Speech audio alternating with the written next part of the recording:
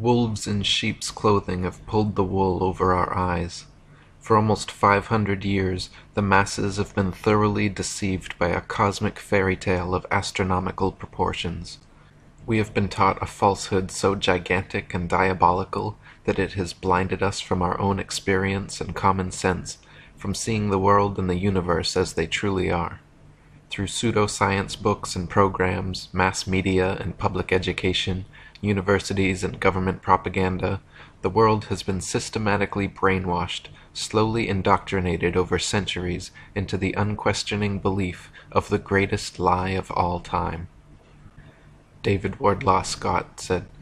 "Children are taught in their geography books, when too young to apprehend aright the meaning of such things, that the world is a great globe revolving around the sun, and the story is repeated continuously year by year till they reach maturity, at which time they generally become so absorbed in other matters as to be indifferent as to whether the teaching be true or not, and, as they hear of nobody contradicting it, they presume that it must be the correct thing, if not to believe, at least to receive it as a fact. They thus tacitly give their assent to a theory which, if it had first been presented to them at what are called years of discretion, they would at once have rejected. The consequences of evil teaching, whether in religion or in science, are far more disastrous than is generally supposed, especially in a luxurious, laissez-faire age like our own. The intellect becomes weakened, and the conscience seared. For 500 years an elite cabal of sun-worshippers has propagated this nihilistic, atheistic cosmology and cosmogony, unquestioningly believed by the vast majority of the world. We have been taught, contrary to all common sense and experience, that the seemingly motionless, flat earth beneath our feet is actually a massive, moving ball spinning through space at over 1,000 miles per hour, wobbling and tilted 23.5 degrees on its vertical axis, while orbiting the sun at a blinding 67,000 miles per hour, in concert with the entire solar system, spiraling 500,000 miles per hour around the Milky Way, and careening across the expanding universe away from the Big Bang at an incredible 670 million miles per hour, but that you can feel and experience none of it. We have been taught that a mysterious force called gravity, a magical magnetism responsible for keeping everything from falling or flying off the spinning ball Earth, is just strong enough to hold people, oceans, and the atmosphere tightly to the surface, but just weak enough to allow bugs, birds, and planes to take off with ease." David Wardlaw Scott wrote, "I remember being taught when a boy that the earth was a great ball revolving at a very rapid rate around the sun, and when I expressed to my teacher my fears that the waters of the oceans would tumble off, I was told that they were prevented from doing so by Newton's great law of gravitation, which kept everything in its proper place. I presume that my countenance must have shown some signs of incredulity, for my teacher immediately added, 'I can show you a direct proof of this. A man can whirl around his head a pail filled with water without its being spilt, and so, in like manner, can the oceans be carried round the sun without losing a drop.' As this illustration was evidently intended to settle the matter, I then said no more upon the subject. Had such been proposed to me afterwards as a man, I would have answered somewhat as follows: 'Sir, I beg to say that the illustration you have given of a man whirling a pail of water round his head, and the oceans revolving round the sun, does not in any degree confirm your argument, because the water in the two cases is placed under entirely different circumstances, but, to be of any value, the conditions in each case must be the same, which here they are not. The pail is a hollow vessel, which holds the water inside it, whereas, according to your teaching, the earth is a ball, with a continuous curvature outside, which, in agreement with the laws of nature, could not retain any water. We have been taught that the ball earth spins at a constant velocity, perfectly dragging the atmosphere along so we cannot feel the slightest bit of motion, perturbation, wind, or air resistance. They say we cannot feel any of this motion because the magical Velcro of gravity pulls the atmosphere precisely along, and we cannot measure any of this motion because the stars are so incredibly far away that over 100 million miles of supposed annual orbit around the Sun amounts to not a single inch of relative parallax change. How convenient. We have been taught that the apparent orbit of the Sun, planets, and stars, but not the Moon, around the Earth are all optical illusions, that it is, in fact, the Earth beneath our feet which moves, and our eyes that deceive us. Special exception is made for the Moon, however, which is said to revolve around the Earth just as it appears.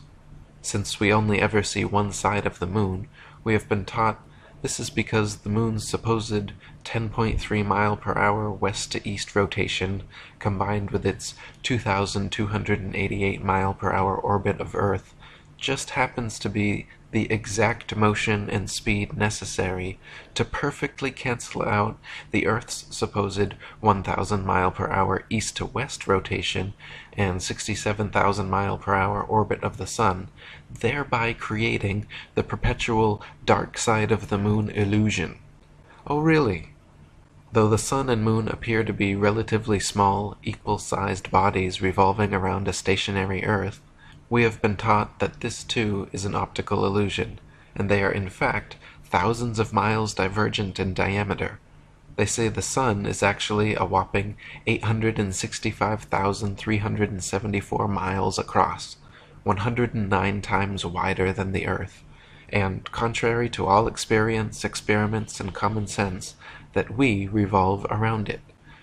They say the Moon is 2,159 miles across, a quarter the size of the Earth, and why they appear the same size is because the Moon is only 238,000 miles away, while the Sun is an unfathomable 93 million miles away from the Earth, and these just happen to be the exact diameters and distances necessary for a viewer from Earth to falsely perceive them as being the same size. You don't say. Lactantius, in his On the False Wisdom of the Philosophers, wrote, "A sphere where people on the other side live with their feet above their heads, where rain, snow, and hail fall upwards, where trees and crops grow upside down, and the sky is lower than the ground. The ancient wonder of the hanging gardens of Babylon dwindle into nothing in comparison to the fields, seas, towns, and mountains that pagan philosophers believe to be hanging from the earth without support." David Wardlaw Scott wrote, "I confess that I cannot imagine how any human being, in his proper senses, can believe that the Sun is stationary when, with his own eyes, he sees it revolving around the heavens, nor how he can believe that the earth on which he stands is whirling with the speed of lightning around the Sun when he feels not the slightest motion." We have been taught that those tiny pinpricks of light in the night sky known as planets or wandering stars are actually physical, globular, Earth-like habitations millions of miles away. We have even been shown supposed video footage of the one called Mars. We have been taught that the tiny pinpricks of light in the sky known as the fixed stars are actually distant suns trillions of miles away, each complete with their own solar systems, orbiting moons, and Earth-like planets which potentially harbor alien life. We have been taught that the Moon has no light of its own, but is merely a reflector of the Sun's light, that some masons from NASA actually walked on the Moon, that some other masons from NASA sent rovers to Mars, that satellites and space stations are incessantly spinning in suspended animation above the Earth, that Hubble telescopes are taking snapshots of distant planets, galaxies, stars, quasars, black holes, wormholes, and other fantastic celestial phenomena. We have been taught that our ignorant ancient ancestors for millennia falsely believed the Earth to be the flat, immovable center of the universe, but thanks to modern science and its Masonic prophets like Copernicus, Newton, Galileo, Collins, Aldrin, and Armstrong, we now believe the world to be a giant whirling sea-Earth globe careening through infinite space. Thomas Winship wrote,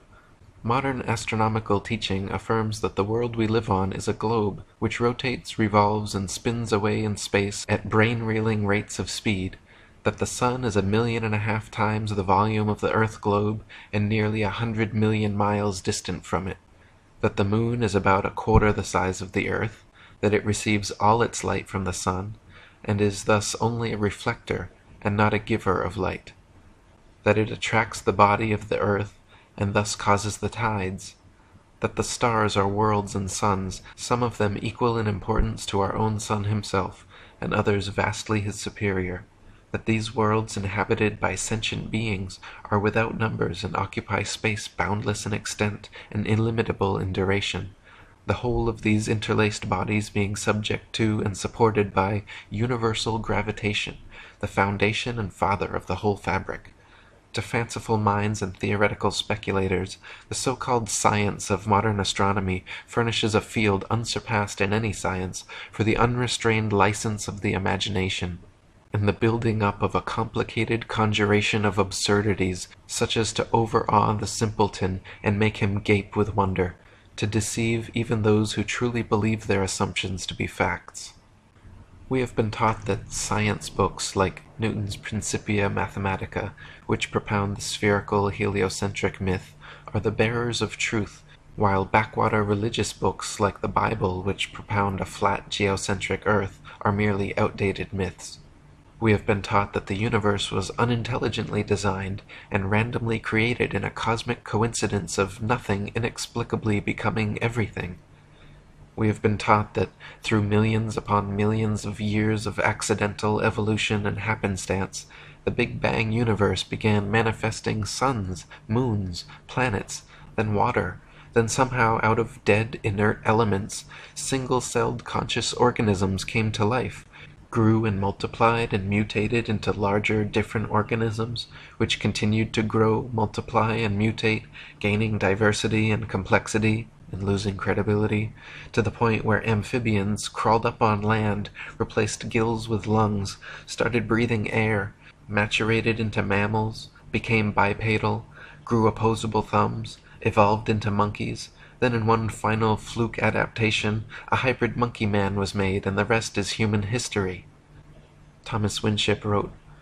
"Put together all the imaginary exploits in the air specially written to interest the young, add to this all the wonderful adventures of airships recorded in The Daughter of the Revolution, and tack on to this all the wild and impossible things found in current libraries of fiction, and I venture to say that the grand total will record nothing so utterly impossible or so supremely ridiculous as this modern scientific delusion of a globe spinning away in space in several different directions at the same time at rates of speed which no man is able to grasp, with the inhabitants, some hanging heads down and others at various angles to suit the inclination. Write down all the swindles that ever were perpetrated, name all the hoaxes you ever heard or read about, include all of the impostures and bubbles ever exposed,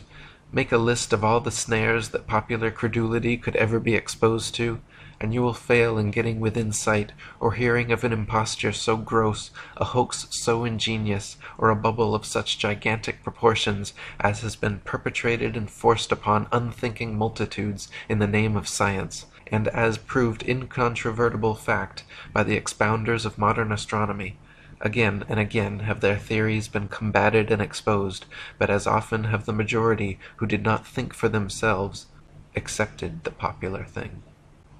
We have been taught that the height of stupidity and naivety was when our ignorant ancestors believed the earth to be flat, and that if any man somehow still thinks the earth to be the immovable center of the universe, that they must be the most primitive kind of ignoramus. Nowadays the label flat earther has become literally synonymous with moron, and is a common cliché derogatory term for insulting someone's intelligence. Upon seeing a book titled The Flat Earth Conspiracy, your ingrained instinct was likely to laugh, mock the messenger, and deny the very possibility. Marshall Hall said, "What strikes you as being some thoughts that people would have if, in the short space of a few weeks, the universally held conviction that the earth rotates on an axis daily and orbits the sun annually were exposed as an unscientific deception? Keep in mind that a rotating, orbiting Earth is not counted as a mere hypothesis or even a theory anywhere in the world today. Oh no. Rather, this concept is an unquestioned truth, an established fact in all books and other media everywhere, church media included. Copernicanism, in short, is a concept that is protected in a bunker under a 50-foot thick ceiling of solid scientific concrete. It is meant to be impregnable. It is a concept that has become ensconced in men's minds as the indestructible cornerstone of enlightened modern man's knowledge. Virtually all people everywhere have been taught to believe, and do believe, that this concept is based on objective science and dispassionate secular reasoning. B. Chasbro wrote, 99 people out of 100 would give the same answer to the interrogation, and that same answer would be to the effect that the Earth is a globe which revolves around the sun. The 99 who makes this reply would do it because they know it to be the case. How do they know it? Let this question be put to them, and they will bestow upon you a withering smile of pity at what they conceive to be an imbecility of mind on your part, and answer you in something like the following style. It has always been so. We learnt it at school. Clever men say so, and look how astronomers can foretell eclipses, and then lose their temper at the very idea of the globular theory being incorrect, and a haughty, there can be no doubt about it, will close all they have to say on the subject.